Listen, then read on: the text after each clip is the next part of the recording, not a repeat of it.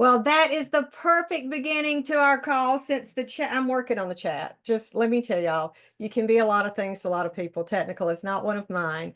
I've said this multiple times. The challenge is usually between the chair and the keyboard, and I just guess it was time for that to be living proof. But welcome, welcome, welcome. Thanks to all of you who are here.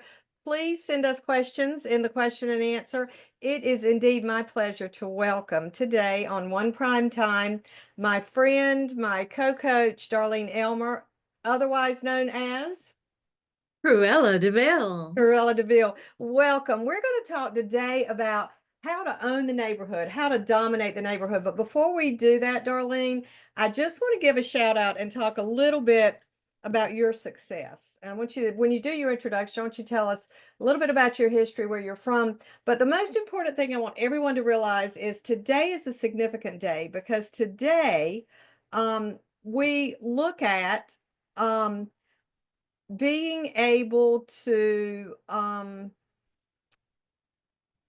dominate the neighborhood, and that doesn't happen day one. I want to liken this to the ball game that's coming up this weekend, and I want to give a shout out to a couple of things. We know we got the Eagles and the Chiefs. Darlene and I are completely left out. We're not even going to tell you who our teams are because it doesn't matter. There are only two. But I want to give a big shout out to our neighborhood offices in those markets. The Eagles, we've got Restore Supreme, Unlimited, Ultimate Focus, Landmark Exclusive. Now, we may have Platinum and Gold Standard. I don't know. I kind of feel like they're Pittsburgh teams. I want to give a big special shout out to one of my favorite Eagles who flew south and opened engaged. Deborah Parker, if you're on, good luck to your Eagles. Now, let's go to Kansas City, to some people that bleed that red. Number one, Encompass, good for you. Metro Home Pros, you're new to the family, so welcome to you if you're those fans. And a big, loving, warm welcome to Brian and the folks at Esteem. Brian and Jessica, I have a feeling, I got a picture last night of a big box of wings. So I have a feeling that your watch party is pretty finger licking good right now. So welcome. But as always, those teams didn't just happen to end up in New Orleans this weekend. A lot of preparation, years, lifetime of commitment to build their brand, to build their skill set, to be good enough to play in the Super Bowl. We have that person with us today. Darlene Elmer, it's my pleasure to introduce you and welcome you, a true professional, someone who has dedicated unmeasurable time, energy, and commitment to building your brand. So take it away. Tell us a little bit about who you are. Well, first, thank you for having me. I'm so excited to be here, and I'm even more excited to share my neighborhood domination with everyone. I've been in this business for 25 long years, and so I've done it the old-fashioned way when we had the photograph book where we had just the little MLS sheets in our own office. I was there before there even was an MLS. Oh, wow. That's frightening. But I've done everything. I've knocked on doors. I've picked up the phone. I've, done the pop buys and everything. And honestly, I figured out a way. It took a while, but I figured out a way to do that so that you don't have to knock on doors and you don't have to pick up that phone and cold call. And it's not something that's going to happen overnight. It's something that takes time to build. But what is this business? It's a relationship business. It is absolutely a relationship business. So that is my secret sauce, and I want to share it with all you guys because it is so unbelievably easy that literally, as Kathy likes to say, it is a party in a box, and all you're doing is playing with your neighbors. Wow. Wow. Let's talk about that now. When you can see the screen, can I just have a moment to say I fixed the chat? I think I fixed the chat. And can I just give a big old shout out? Just a moment. And I need to recognize this person. Carrie Ezrabadi is like the most amazing partner I've ever had. She is at this moment conducting Level Up. And she sent me, I didn't even tell her I was sweating bullets over here. But she sent me a message and said, hey, if you do this, it'll make chat work. Carrie, you're my boo. She's my boo. Thank you, Carrie. We appreciate you. Okay. So we're going to dominate the neighborhood. And we're going to talk about it just as soon as I can share the screen. Yep.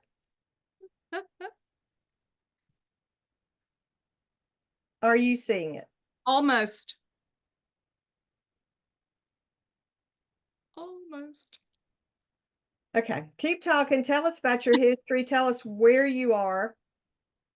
Okay, so I am in Greenville, South Carolina, and we saw the screen for just a second. I'm in Greenville, South Carolina with Realty One Group Freedom. Woohoo!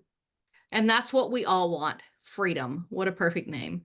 But I'm in Greenville, so we have 3 different offices. We have one in Anderson, South Carolina. We have one in Spartanburg, South Carolina, and our main office is Greenville, South Carolina. Praise Jesus, she got it. um, and we in the South are having a I don't know, 70-ish degree day, which is absolutely beautiful and stunning because 3 days ago we were freezing our tushes off. But hey, everybody, thank you for being here, and I can't wait to tell you how to dominate your neighborhood. Thank you. Thank you all for putting in your information. Let us know if you are having a watch party and how many you've got there. Now, Darlene, I'm going to be driving, which is real scary because I've been mute and deaf to this point, but here we go. Our friend Darlene Elmer is a certified one business coach. She is available to work with you individually or as a group. So she's just given us our introduction. Beautiful on the inside, beautiful on the outside, and smart as a whip. Talk to us a little bit about the hood. Thank you, Kathy. So in my neighborhood, I have close to 500 homes, and I have, at this very point in time, 7 other real estate agents who live in the neighborhood. And when I say they do not even raise their head or try to offer up anything, they really do not. Do they come to my events and participate and play with me? Yes, they absolutely do. And we celebrate one another, but they really do not try to step on what I'm doing because I've built relationships with the entire neighborhood. And at any given time, I have 3.5 to 4 listings every month. That So means, basically, you're doing geofarming on steroids. You're yeah, doing it by relationship. absolutely 100% by relationship. I do not target them and send out emails to them telling them what their home is worth. I do not knock on doors. I do not pick up the phone and call them. I invite them to a party is all I do. A And party in a box. it's a party in a box, literally. I was lucky enough to get in on the neighborhood when we first developed the Facebook page. So I do control the Facebook page, but I also put on there, hey, welcome our new neighbors to the neighborhood. We had somebody move in on so-and-so street. So that gives me an opportunity to put my face in there. I also, once a month, have an event, whatever event it is. It may only be a Memorial Day party and we're all bringing a plate to the pool. But, it may be a bigger event, like our concert that was recently where we did some fundraising. But each month I have something going on and it gives me a reason to reach out to them. Now, when I do these events, I throw up my tent that, of course, has my name on it and my logo. Everything that I give away has my name and my logo on it in some form or fashion. And God bless my awesome husband who is on this as well. He has to play the Easter Bunny, he has to be Santa Claus, and he is also my DJ. So we play music for any of the pool events that we have. And he is constantly, if any of you y'all have met him, you can believe this. He has no inside voice. He is constantly shouting on that speaker, "Who brought the party to you?" And they, without question, yell back my name. So even if it's new people coming to the party, they're getting an introduction to me, whether they've ever seen me one time or 10.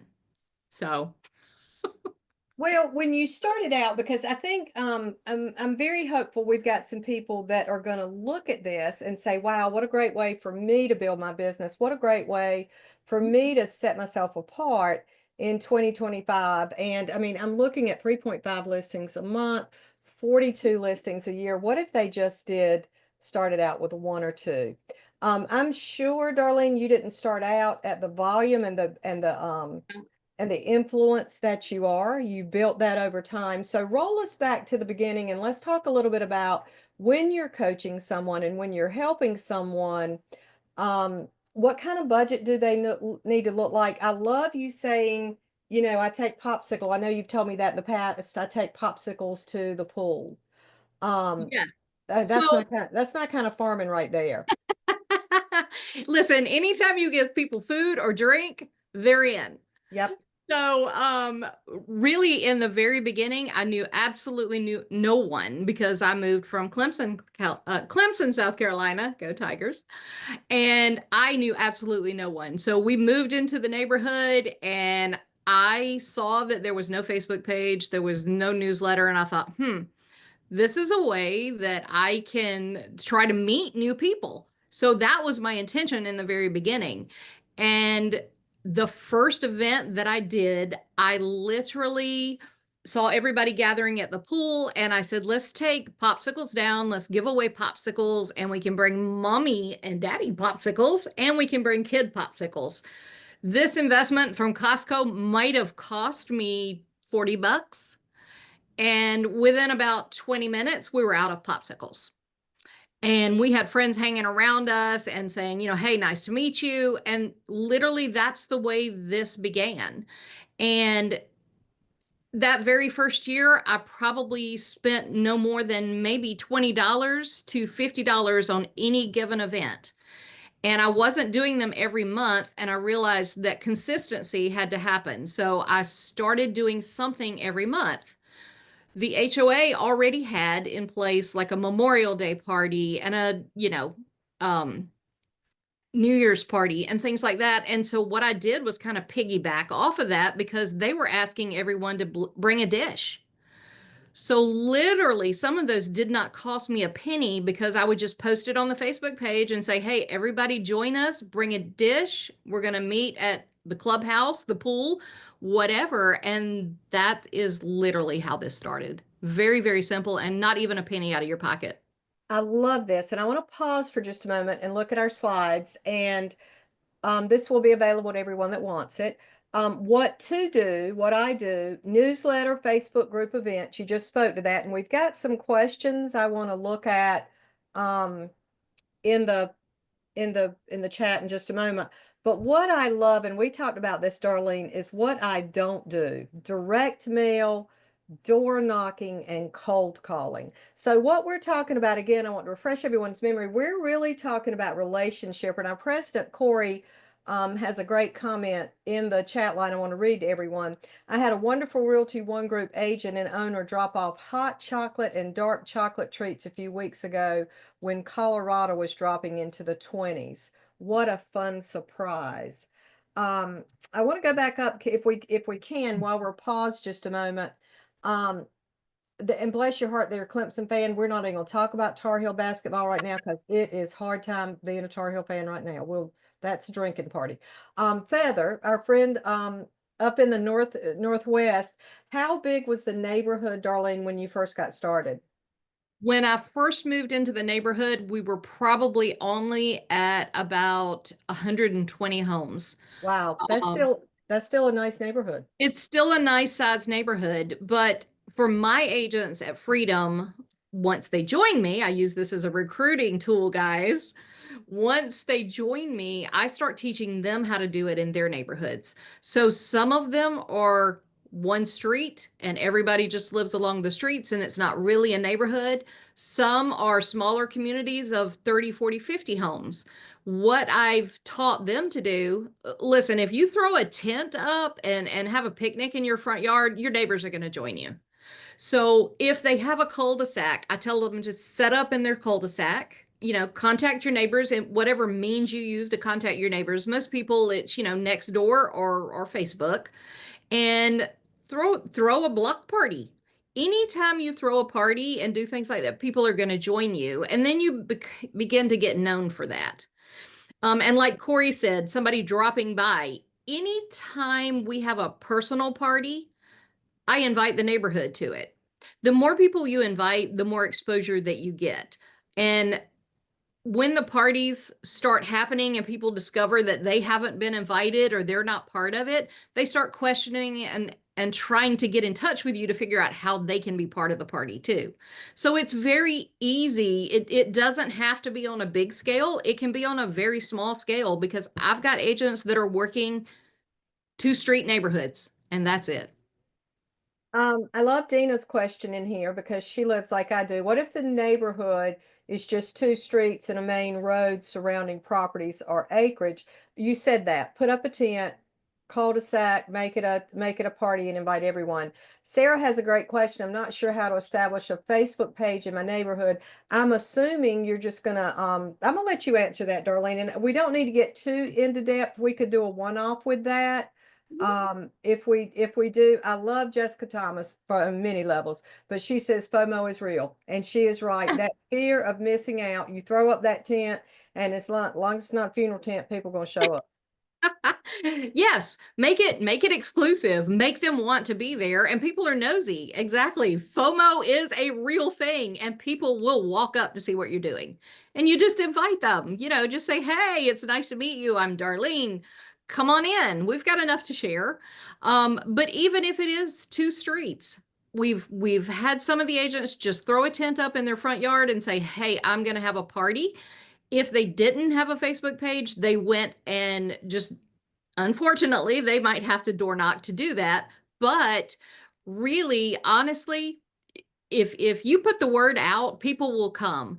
As far as setting up a Facebook page, I literally just I call mine O'Neill Village Homeowners, and I set it up myself as an account. This is it right here, O'Neill Village Homeowners. And I set it up that way. And I invited everyone that lives in the neighborhood to join the page. And once they started joining the page, that gave me the ability to set up these events that you see.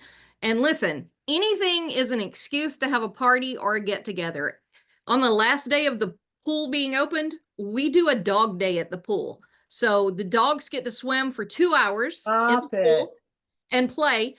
What did that cost me? Absolutely nothing. See, I love the signature. I love the signature of what you're doing. And our theme today for the watch parties is storytelling and building that story brand around your name and what you do. And what could be more perfect than for Corella DeVille to do a dog party at the pool? That is absolutely priceless. I want to again pause because I am loving, thank you to everyone who's participating in the chat line. What about large neighborhoods and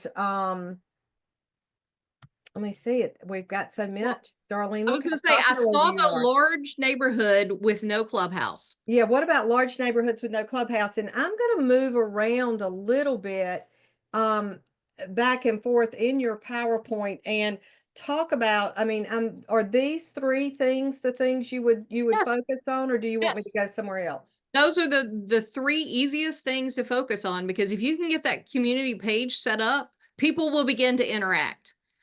Some will use it to gripe. I just turn those into positive experiences every opportunity that I can. And like you saw in the other page, I put the events on there, put a cute little picture on there, and they're going to be attracted to the bright colors and they're going to see what's going on. And if you do the newsletter, in my newsletter, I have like a 92% open rate, which is unheard of. But I get the builder or the HOA Wow. and each of the like we have somebody over our pool and somebody over, security and things. I get each of them to give me a little blurb that I can put in there. So people are nosy. They want to know what's going on in their neighborhood. So that's why they open that. That's the 3 easiest ways. And when somebody said that about having a large neighborhood and not having a clubhouse, we just got a clubhouse literally a week ago, and I'm having the unveiling for the clubhouse this Thursday night. So tomorrow night. So I've been doing all of this with no clubhouse at all. So it is rain and weather dependent. Um, the people want to have a party. I have seen them bring out food and throw up tents and bring their own tents so that we can all have a party underneath the tents because they want this kind of thing. They want to not have to drive across town. They want a party in their neighborhood. Well, Melissa is so smart. Melissa Sherlin, our friend in Tennessee, said, and it depends on your budget. We would never spend your money, but you could do a food truck. I mean, you could set up Food Truck Friday or whatever that looks like and have your tent. That's another alternative. How often do you send the newsletter? I do it quarterly Okay. because if you tried to do it more than that, I've learned it will wear you out.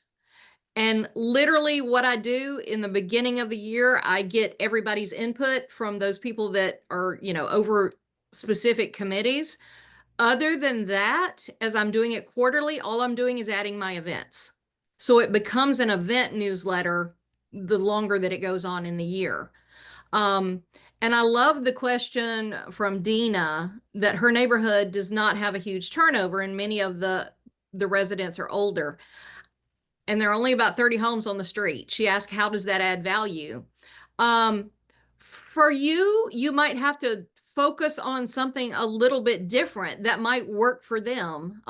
My favorite friend in the entire world is ChatGPT.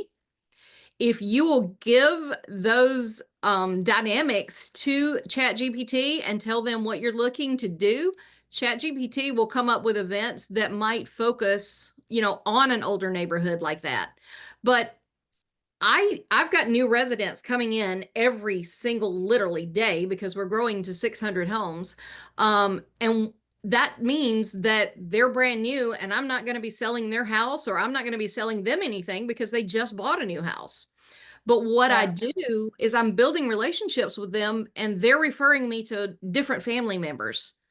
I have one family in the community that has referred me 15 times to her community. I mean to her relatives. So I've sold nieces, nephews, grandma, grandpa, everybody. And that's where your value is going to come from. So it might not be directly with the person you're dealing with, but it's going to be a referral that they give you.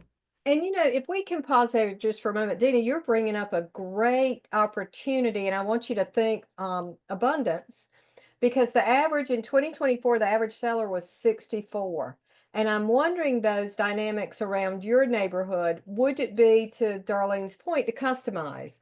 Would it be that maybe you provide a list of people to do repairs or to do updates, or maybe you bring in information about 55 plus community? Now, we don't want to insult anyone, um, but what a great opportunity. I want you to think again abundance and think, how do I serve the people that have been here 30 years? What do they need? Maybe they need new carpet. Maybe they need a refresher, because I would think in those 30 homes, it's a well-established community. And when one person does it, back to Jessica's FOMO, another person does it, and then another person does it. So, and again, I love, Lynn is saying, those people can refer you people. My favorite question is, who do you know that I need to be talking to? And it's not who do you know that wants to buy and sell. It opens up for you as a professional. It opens up a much bigger conversation that's not a yes or no answer. So I love it. I love it. I love it. Older neighbors eventually downsize. Yes, we do. How do you say thank you to those referring people? That's our friend Chrissy from down in the Keys. Hi, Chrissy. The way that I say thank you to them, I will usually invite them out to dinner. We're lucky enough to have a little tiny bistro in our neighborhood and a little coffee shop. So I will take them out for coffee or take them out for dinner and I will brag on them on the page. And I basically love on them. And honestly, that's really what they want. They don't expect anything in return. They just want you to take care of their people and know that they got the best experience that they could. I've tried to take some of them out for dinner and they won't go. They won't accept it. They're thrilled when they get a report back that it's been the best experience that they've had. So it really is just a matter of taking care of them. And I'm always giving them something. So they've always got some kind of value that they're getting in return. And somebody asked, could they see like one of my tags that I put on the popsicles and things like that? I do have some assets with links to my Canva. So if anyone wants to email me, I'm happy to email those assets to you so that you can use them. My email is Darlene Elmer Realtor at gmail.com. Kevin asked a great question, and this is why one of the reasons I love Darlene. Kevin says, do you have party themes? And we've got so many questions. Can we just have a moment and say thank you again, Carrie, for helping Kathy figure out the chat. Do you have party themes or activities for these parties? Please look at the slides now. Do you do games? How do you make it more informative or insert education about real estate? Do you want to talk about this slide a little bit, Darlene? Absolutely. When you ask about how I make it informative about real estate, this is not about real estate. I am not presenting myself out there trying to get listings or sales. But my husband actually put up a post and he said, Darlene has neighbors that come up to her at the pool and ask to talk about selling the home. I have no idea who these people are most of the time because there's more people than I know, but that's just how it works. They know that I'm a real estate agent because I'm rocking the black and gold everywhere I go. And so it's not about me putting this, on a focus. It's more or less they see that I'm a realtor. They see my signs in the yard because 3.5 to 4 listings every month. My sign is always in a yard somewhere where they're walking. And they see the sold signs go on it because I'm adamant about keeping the sold signs on it. But as far as, different events, this is an example of our 4th of July. I give out little flags to all the little kids. We give out the rocket popsicles. You can see them there. We have a cornhole tournament. We have a blood bus that comes in. So in the beginning of the morning, before people get too intoxicated, they start giving blood. And we do a golf cart parade for the adults. And that one became kind of overrun with the children because this year we did the children's golf carts and we let them skate, ride their bikes, their Power Ranger cars, the Barbie Jeeps, all that, and that's the most fun probably that I've ever had. It was phenomenal. And then I spend a month before the 4th of July begging for donations so that we can have a huge fireworks show. So we raised over $2,000 for, donations for the fireworks show. And luckily we have a couple of pyros that live in the neighborhood that are actually licensed. And so they do the fireworks show that lasts about 45 minutes. I have always wanted to have dynamite at work, and Corey consistently says no. But that's a whole nother thing. Well, let's get you a pyro license and then we can legitimize it. I did not know I could do that. Let's look at the Easter egg hunt. That's coming around the corner, and I'm sure you've already got plans for that. This is just preciousness all over again. This is one of those events that literally all you're buying is the candy. And I beg people to volunteer to help me fill these almost 4,000 eggs. And the HOA loves it so much, they even donate some money for the candy. So grandmas drop off candy, neighbors drop off candy. So everybody comes over. Listen, I offer them wine and some pizza, and they're there to help me stuff these eggs.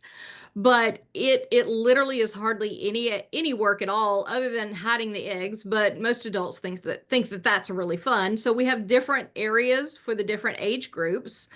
And so they get to go hunt their eggs and fill up the eggs. And what I ask them to do is after they find all the eggs, they have to return the eggs to a big crate that I have out there and they keep the candy. And that way we have the eggs for next year again. What I hope everyone is really starting to see, and this is a sample of the newsletter, what I'm hoping people are really starting to see is this is a community experience. It's not personal promotion.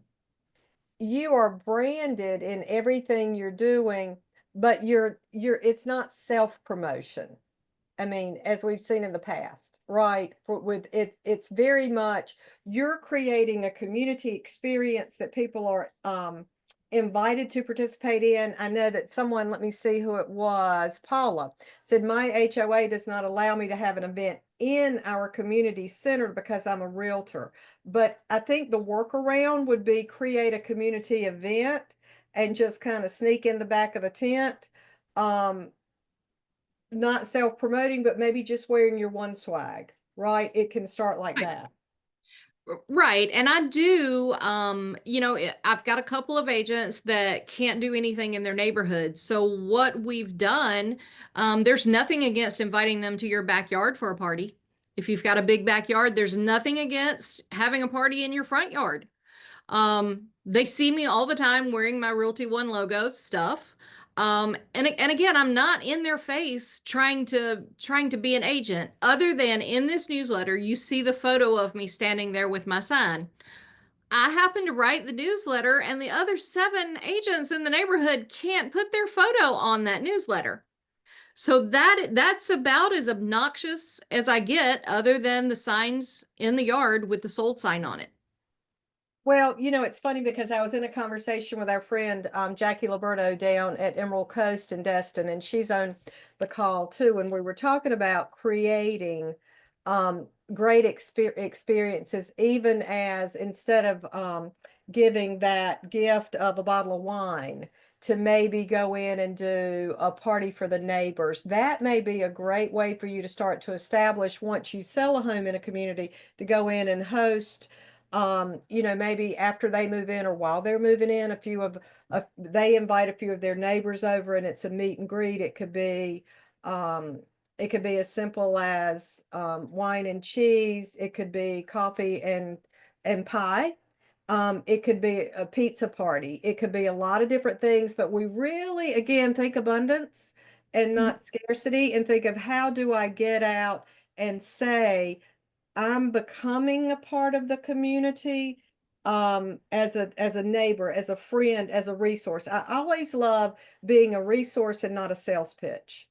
And I want you to write that down, be a resource and not a sales pitch. So, oh, Chuck has asked a great question. Hey, my friend Chuck, are you paying the bands for Rock at the Village concert? How much was it? Suggestions on getting a band. Talk a little bit about what that event was and what that event has grown into. Rock the Village started out as a teeny tiny little event where I had some friends from a band that came out and started playing music, and we started raising money for veterans. And that event, I think the first year we raised maybe $1,200. And that was probably each of the people that were there, maybe 12 or 15 people were there. It was not very big. But I discovered that I was onto something because I love giving back, and my background is in fund development. I was with Girl Scouts and Clemson University. So I figured, I've been begging people for money all this time. I may as well make it useful so that I can give back to the community. So I found this little group. It's called Defenders for Children. In our area on 85 and 385 and 95, we're in a huge trafficking corridor.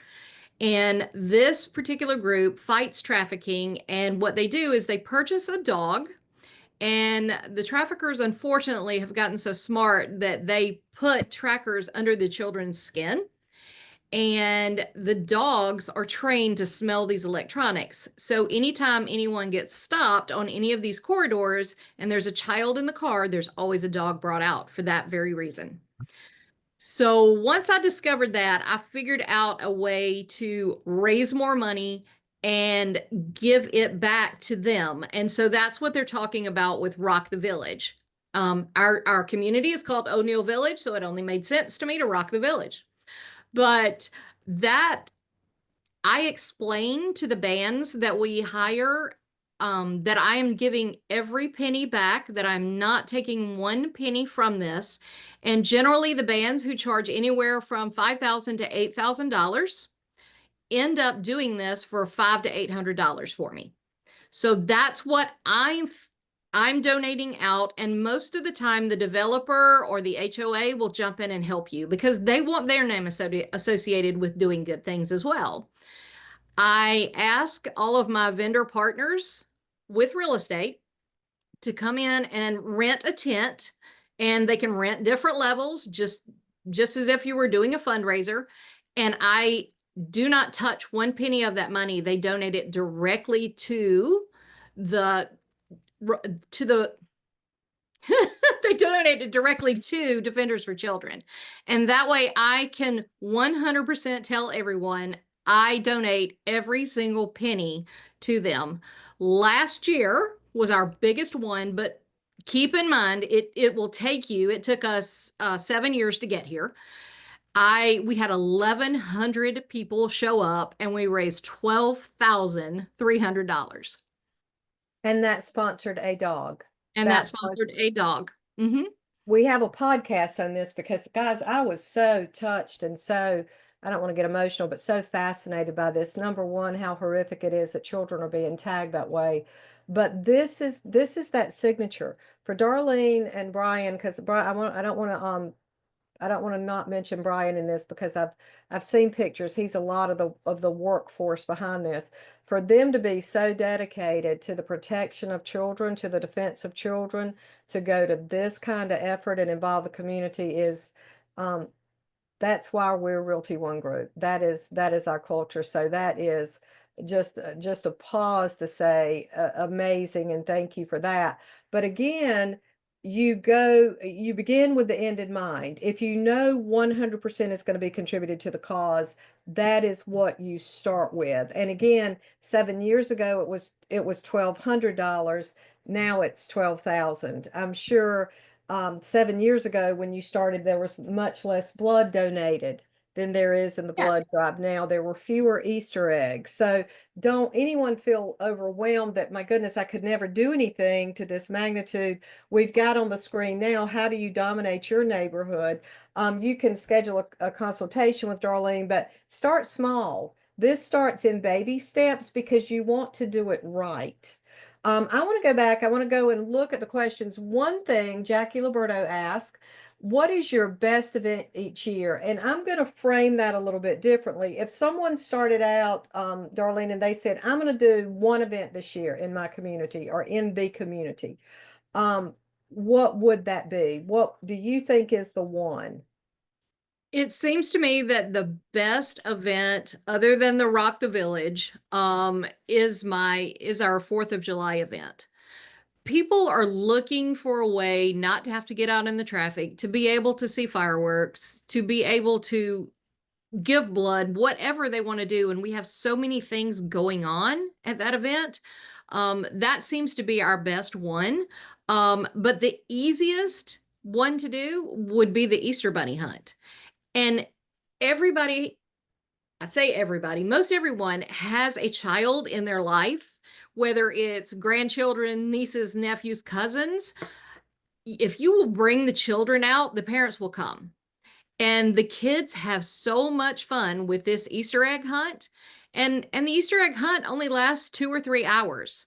And for the little ones, I set up tables where they can color or they can paint with water, just easy things for them to do. And again, your investment is only going to be 20 bucks maybe, because most of the people in the neighborhood are donating the candy, and the HOA or the builder developer, they'll donate money to this as well because they want to see this in their neighborhood because they're still trying to sell their neighborhood. Okay, so that's a question I had, and we have had this conversation previously. But for everyone on the call, when you moved in the neighborhood, originally there was still new construction. Is there still new construction going on? There is still new construction going on. And people who are living in a neighborhood where new construction is going on, I know you feel a little overwhelmed because they're sitting in a model home in your neighborhood. So I went up and made friends with all of the builders in our neighborhood. Did they like me at first? No, they didn't, but I offered them some benefit. So they're trying to sell the neighborhood. So I would take them my newsletter and I would say, give your people that are looking in this neighborhood my newsletter. They can see what kind of events that we're having and, see how much fun it is to live here. It'll make your job a little bit easier. Well, over time, we developed a relationship and they're like, hey, if you ever want to host an open house, just let me know. I'll give you the code because you're showing people these houses all the time. Let's just give you a code. You come and go as you please. Just text me and let me know that you're doing that. And so our relationship now is if they can't sell them a brand new house, they call and refer the client to me because they know I'm the neighborhood expert. I can get them in the community center. I can get them in the pool and show it to them. I can show them the gym. So there's a benefit to building all of this and becoming the neighborhood expert. And by doing that, you get so many more clients because your neighbor that you had dinner club with, oh, my cousins are moving here from Chicago. That is a constant thing that happens. So again, it is not being in their face that you're a realtor. It is just building these relationships and they begin to trust you and they begin to see all the interaction that you're doing and they want their people to be part of it. It's being a resource, not a sales pitch. It's Absolutely. starting out with relationship, as Melissa says, versus commission breath, right? Because no one wants that. And how many homes now are total in your neighborhood? We are just above 600 homes now. Wow. So when you look at your stats, you truly are dominating the neighborhood. So let me ask this, because we've had a couple of questions about, one was very interesting. What if your neighborhood is historical and not much activity? I might hold off on the fireworks, Orlando. Maybe not. I don't know. Absolutely no fireworks. Yeah, fireworks might be a little bit too much. But could you do something that's community oriented? I want to think outside the box a little bit. Could you do something a little more community oriented versus neighborhood? Does that make sense? You could, but even in a historical neighborhood, what about dinner club? What about Mm. progressive dinner club? Book club? We have men's club. So the guys get together and have bourbon and cigars out in somebody's backyard. We have women's club. We have the mommy baby get-togethers. So they're even if it's an older neighborhood, you can find some wine night. Let's have charcuterie night. I mean, there are so many things that you can come up with. And I'm telling you guys, if you'll put these parameters in Chat GPT and tell it exactly what you're looking for, be very specific when you word it, just tell it that you live in a historical neighborhood. Most of the people in the neighborhood are older. What would you recommend as a get together to bond the community together? And it will pump out more ideas than you could ever imagine. I want to thank Mike Cole down at Dockside at Myrtle Beach. He said we've been having book club, which, by the way, he is doing some of the most incredible things ever. And I can't wait to get him in front of a lot of our affiliates to talk about some of the things that he and Tammy are doing. But he says we've been having a book club at our office for our agents for a couple of months, and it's amazing. So even realtors read, right, Michael? But I love that book club. I love the wine club. I love the bourbon and cigar club. It's about community. And I think, you know, since COVID, people are so ready for community. I think people are so ready for harmony. And I think even if you do it a little bit at a time, let's be the force behind that. Melissa put in the chat that this is such a great example of two of our C's combined, culture and community, and it's just absolutely that. Sounds relaxing. People like relaxing. Paula, you're right. People, life is tough. Let's give them something to celebrate. People, maybe that could be our seventh C is celebration. How about Celebration. any other questions? These are some great, great questions. So we can make it community. We can make it things, let me go back and see. There was a couple of good ones in here.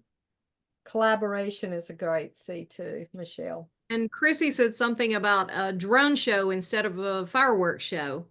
We've got a couple of people in the neighborhood Oh, that wow. have drones and have their license. And when we're doing the fireworks show, they fly the drones over so that they can film the fireworks show. So I've got a lot of the fireworks show on video, and it is so very cool to watch that on drone video and see it from up high. Well, and I love I mean, the whole community, the essence of that to me is you don't have to get your kids out in traffic. You don't have to risk, um, being with people that are irresponsible. You can stay with the people that you live around that are irresponsible. Just saying. Um, Melissa Sherlin, I love little free library. I love that. And I'm going to make this up because I think I know you're talking about like just creating a community place that people can go and share books. Mhm. I absolutely love that. We had a couple of neighbors that built little book boxes in their front yard.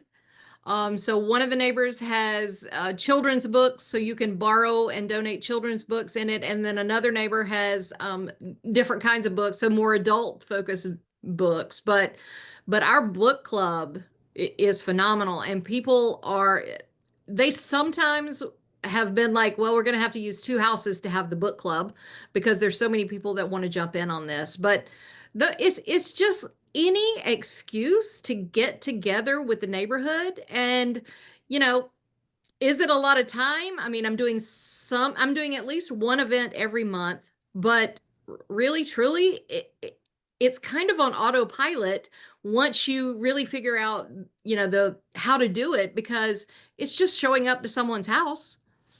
It's interesting. Back in the pandemic, and Corey, you'll remember this. Paula, you're bringing this up. We did, and it was actually, I want to give credit to Karen Snesler because it was her. She called me late one night and said, "I have a thought. Why don't we do porch to pantry?"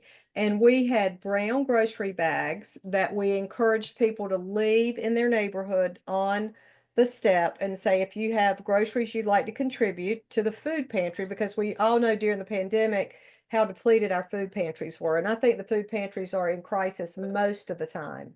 And we just didn't recognize it until the pandemic. But they could be branded, they could have your name on it. They wouldn't have to be, but just leave the empty bag, tell them that when you're going to be back and pick it up, go pick the bag up and deliver it on their behalf. And I love things like that. I will say, I think it's incredibly important, Darlene, and I want your opinion to make sure that you're maximizing it. Once you have a give back or once you have this kind of event, make sure you're posting those photos either on Nextdoor, and we can talk a little bit about Nextdoor, or the Facebook site, because what do people do? Am I there? Are the kids there? Are the grandkids there? Right? Is the baby there? I want to see. And every event on the Facebook page, and when I take photos, I always ask the parents if it's okay. So I'll tell them I would like to use it in my public, page, but at the same time, if they only want it on the O'Neill Village Facebook page, that's the only place I'll put it. I 100% follow their wishes. But the more pictures you put on there and you ask the neighborhood to add their pictures that they took, people are always on top of that. And then they can't wait to participate in the next time. They don't want to miss it because they want to be part of it. They see all the fun that everybody's having. Joel Hess, thank you.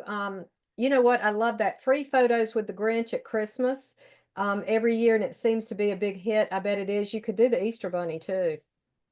We You do could. photos with the Easter Bunny. Again, God bless Brian. He's sweating himself to death in that Easter Bunny outfit.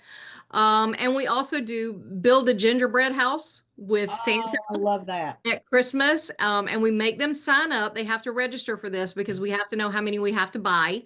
And Brian dresses up as the Santa Claus and sits in a rocking chair the entire time. And he is thrilled to death to have all these little children crawling up and down off of his lap. And we do photos of them as well and send them the photos.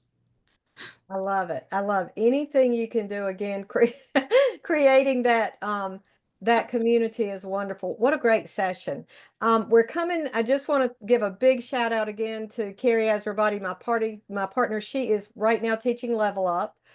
She's on session 2 of this session. And by the way, within that program, We feature Darlene. We talk a lot about this in our session about becoming unignorable.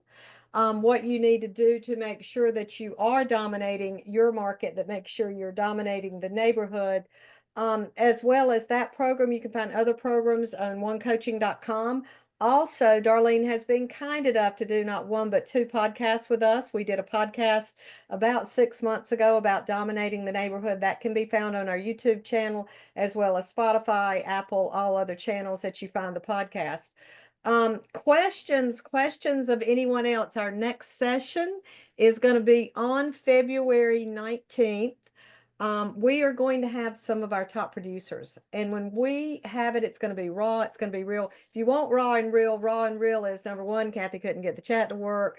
Raw and real number two is had a hard time sharing screen.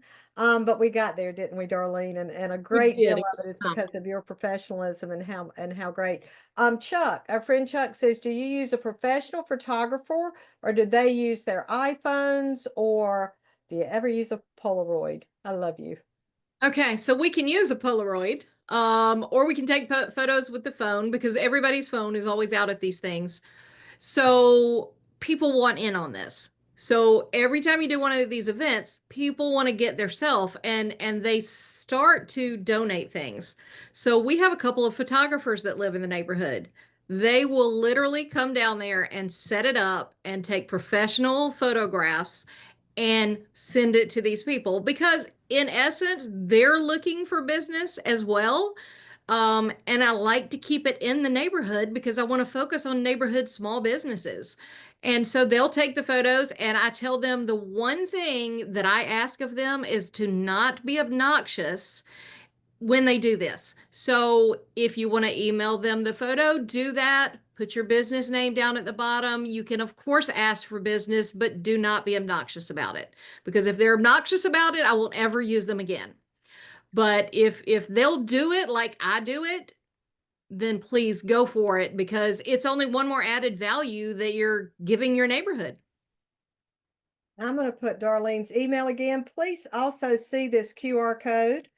There is Darlene's email for everyone. Darlene at welcomehomeupstate.com. Is that okay? Because I That did one is that one and perfect not too. the Gmail. That one is Um, great, great opportunity today, Darlene. We love you. We have great things coming with you that I'm not going to talk about yet, but so excited for you to be such an important member of our Realty One Group family. I just want to take a moment to thank everyone for joining today. Again, post in there if you will, if you're doing a watch party, how many are in there. Brian, I hope things are great for you down in Colorado. Joel Hess, I miss you. Joel Hess was one of the first people I met when I came to Realty One Group, sat at a table with him. And Michael Cole, I'm coming to Myrtle Beach soon. me too, Michael Cole. I know you're going next weekend. That's what I hear. Yes. Okay, guys, we appreciate you. We appreciate your time, your energy. Now go take action. Go take one thing that you've heard today and put it into practice. Close one more transaction and live happily ever after in your storybook. How about that? Darlene, thank you. Thank you for having me and Rebecca, go dominate your neighborhood. dominate your neighborhood. And Rebecca, I want to give a shout out to Rebecca Wayman because I know you and your little puppy are ready for the Chiefs to win. Go girl. She's one of the biggest fans I know. Thank you. We appreciate Thank you, you. everyone. Thank you for having me. Thank you. Love you. Love you too. Bye.